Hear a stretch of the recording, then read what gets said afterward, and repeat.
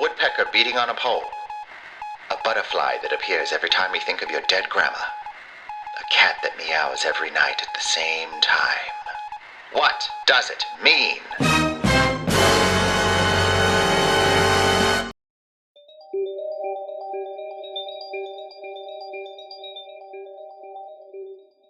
Hello, magical creatures, and welcome back to Around the Cauldron. I'm your host, Zachariah the Witch, and it's really great to be back here talking to all of you. Today's episode is inspired by a few messages that I've received from listeners and followers, and so I've decided to call this one, What Does It Mean? Seeking the patterns of signs, symbols, and omens. The reason that I brought this up is because recently I was on the H3 podcast for their Halloween special with my friend Linda the Ghost Hunter, and here's a clip from what happened during part of a seance in a haunted barn. What is the moth symbol? It was just in the barn.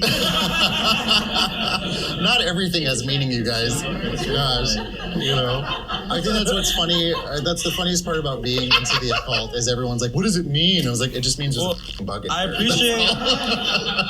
appreciate you keep it real. And I did end up cutting that off, but what I ended up saying after was, however, and there's always a however. When it comes to the occult, when it comes to witchcraft, when it comes to spirituality, there always is a moment where we have to say, however, if it has significance to you, if it has a pull to you in your consciousness and your psyche, if you've seen it over and over again and it's something that you believe has weight and it has purpose in your life, then of course it's going to have meaning. Some of the modern perspectives that we have about signs, symbols, patterns, numbers, a lot of it can come from our human design. An example of this that I think of is called pareidolia. It's where we have the tendency to perceive things to have meaningful interpretations. A lot of the time it's on something nebulous like an object or an animal or an instance of something shifting in front of us in the natural world. It's usually visual. And when we see this object or pattern or meaning, there usually actually isn't one, but we find something within it to explain it to ourselves. And that's what pareidolia is. It's very common. In psychology, the thing that comes to mind with pareidolia too is like the Rorschach ink blot test, where a psychologist will use these ink blot images to analyze a person's psychological behavior, personality traits, demeanor, and how they might process and perceive information that comes to them. There's a grand design to a lot of these things as to why we find meaning in patterns or numbers or symbols. It doesn't mean that we're wrong, it's just who we are. I just recently had a very deep conversation with a friend of mine who's been going through some trials and tribulations and regrowth and rebirth, as a lot of us do. And in our talk, I kept having to point out that every answer to everything that had a solution doesn't always have to have a meaning behind it. Sometimes that existing in itself is its point, is its purpose. There's nothing complicated or complex. But when it comes to the stuff that I'm talking about specifically on this episode, like, the moth in the barn, during a seance, during a heightened spiritual experience, I go back to questions or texts or messages that I get, like this one from Josiah in Ohio, who said, "Do woodpeckers mean anything to you? I don't see them very often, but I was having a conversation with somebody, and towards the end of the conversation, it came up on the tree in front of us. I know that not everything has a meaning, but animals usually pop up after something profound or significant happens to me or during an event." And then a later text said this: "I saw a yellow butterfly. It reminded me of you because I also saw one at a vision quest, and then I also saw one in a garden on the same day. It to me means to pay attention, to stay grounded, and I also saw it before I went into a sweat lodge." So hearing that and rereading it a couple times, I also come to a conclusion with the meaning and purpose behind a sign or a symbol or an animal teacher or medicine, which is what they said what Josiah said at the end. He gave himself his own answer. He knows that if he sees this yellow butterfly, It means to pay attention. It means to stay grounded. It means to protect yourself.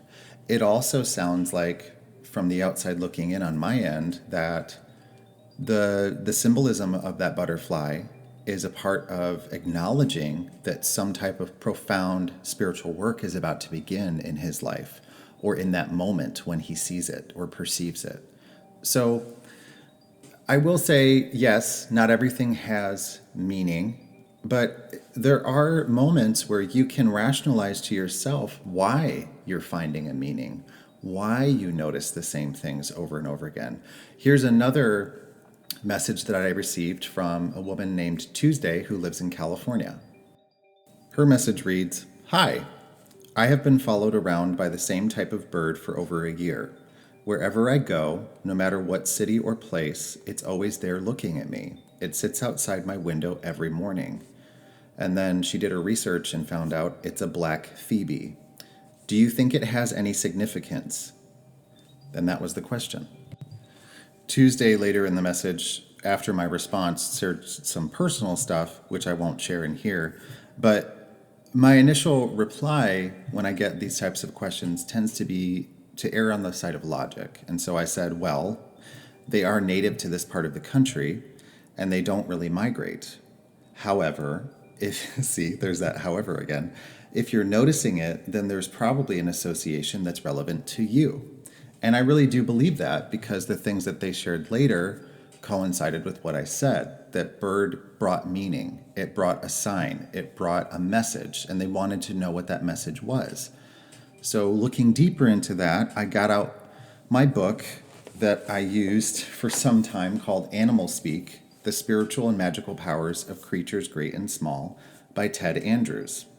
And this book has a comprehensive dictionary of animal, bird, and reptile symbolism. So when I flip through the book to birds, there's a whole chapter full of different types of birds. And if you go back to my message I got from Josiah, it was about the woodpecker. And when I go to the woodpecker, it shares the keynote words about woodpecker are, it's the power of rhythm and the power to discriminate and discern. It's also cycled with the power of summer. There's also meanings behind the connection to the god Zeus. It's considered a weather prophet. In Native American tradition, this bird is connected to the heartbeat of the earth, and it has many mystical connections from new life rhythms and shape-shifting. There's also different types of woodpeckers. There's black ones, there's white ones, there's some with red on their face. The downy woodpecker is the smallest. The red ones are found in different parts of the country. There's reasonings behind why these animals do what they do, and that in itself can be a symbol. So looking at the black phoebe, which there is no definition for that in this book that I'm holding, I often think of the nature of this bird. It's non-migratory, it stays native to one area, and to me that's always like, okay, if I was to relate this to a person and what they're going through, maybe it's telling them to find stillness in where they are.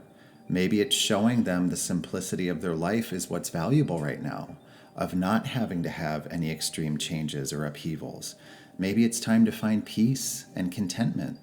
Because when you look at birds, they seem pretty happy. They seem joyful. They sing all the time. They're moving around all the time. They're playing in the air. There's a lot that the animals teach us about just the nature of existing. And that's what I feel that message is from that bird specifically for you, Tuesday. Now, if we go outside the messages of animals and the symbolism behind where they are and where they appear, yes, as you go deeper into the occult and into witchcraft, or just the occult in general, what is hidden, you'll learn that certain symbols, like let's say the Star of David, for example, to those that learn the esoteric world and the magic behind it, that is the key or the symbol of Solomon. There's other symbols too, like the triquetra, the three circles that are interwoven and connected to each other, representing mother, maiden, and crone, past, present, and future, and a variation of a lot of other meanings. Numbers even, the Trinity, the number 3, 1111, the number 13. The more we learn and gain wisdom about and knowledge from, the more we will probably also associate and find patterns with things. Don't get me wrong, I love to see a revelation happen to a person. I've had my own personal awakenings and reawakenings and revelations through signs and symbols, through dreams even. However, I still have to live in this reality. I still have to live in this world of the physics and the laws of this reality. And that's the beauty of the craft, is that you can take certain things with a grain of salt and throw the rest away. If it doesn't have meaning or significance to you, if you don't feel connected to it, then you don't have to utilize it.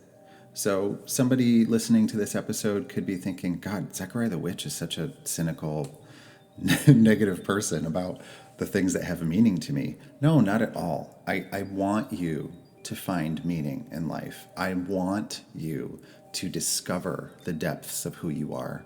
However, I also want you to remain safe and to not go diving off the deep end seeking something that isn't there. There isn't always some mystical or spiritual connection to the thing that's happening to you. Sometimes it's based in the boring 3D world that we lived in and are living in, and that's it. But it's like I said, there's always a however. There's always something somewhere deep within that experience that you could probably find that does actually show you a pattern, a cycle, and a connection to what you're seeing. I feel it's appropriate to end this episode with a joke that I've known for a long time, which leads to a parable that I have also used in my practice and in teaching other people. And it goes like this. Every night a man prays to God.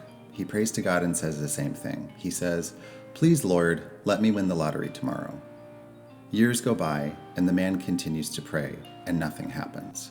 So then he decides to change it to praying to just the Virgin Mary, and every night he says the same thing.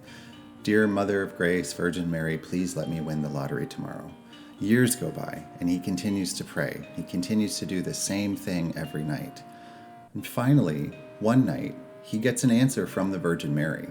She appears to him in a vision after his usual prayer, which is, "Please, Mary, let me win the lottery tomorrow." And Mary comes down from heaven, appears in front of him in a vision, and she says, "Hey, I hear you, but you also have to go out and buy a lottery ticket first. How else are you going to win?" And that's the parable there. That's the story there, is that how do we make things happen if all we're relying on are signs and symbols and prayers and spells? We also have to be active and a willing participant in our lives in order to make things happen, in order to see things through, in order to plant a seed and watch it grow to fruition. So that's today's episode. A few ingredients of sarcasm, a few ingredients of logic, and of course there's always the magic that is you and that is me. Remember, if you would like to find me, you can go to my website, www.zechariahthewitch.com, where I offer different types of services, consultations, and appearances. If there's a service or a category that you can't find, please be sure to fill out the contact form, and I will respond to your message in the order received. I'm also on Instagram, TikTok, and YouTube, where you can see me doing a variety of paranormal, metaphysical, and strange and magical things that I love to do. May the spirits guide you, protect you, and keep you, my friends. And remember, try not to be a piece of shit.